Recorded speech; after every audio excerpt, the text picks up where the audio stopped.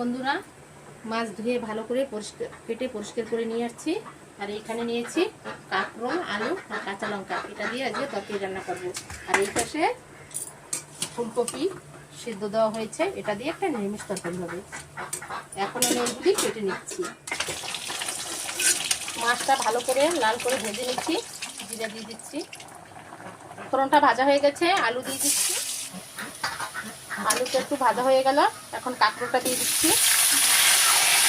দিয়ে দিচ্ছি লবণ, হলদি, মরিচের গুঁড়ি, কাঁচা লঙ্কা আর জিরে পাউডার, সব একসাথে দিয়ে মশলাগুলি দিয়ে একটু ভালো করে ভেজে নেব। কাঁকরোল আর আলু ভালো করে কষানো হয়ে গেছে, জল দিয়ে দিচ্ছি।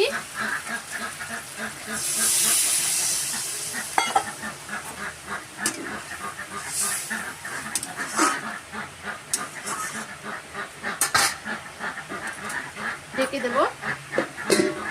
ঝোলে জাল উঠে গেছে, মাছ দিয়ে দিচ্ছি।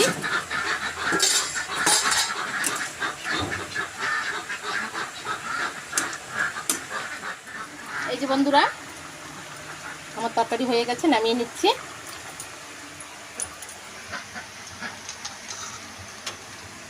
যে বন্ধুরা, আমার কাঁকরোল দিয়ে আলু দিয়ে মাছের তরকারি হয়ে গেছে। এই যে এরকম হালকা পাতলা গরমের ভিতরে রান্না করে খেয়ে দেখবেন, খুব ভালো লাগবে। আর আমার রান্নাটা যদি আপনাদের ভালো লাগে তাহলে একটা লাইক, একটা কমেন্ট, সাবস্ক্রাইব করে দেবেন।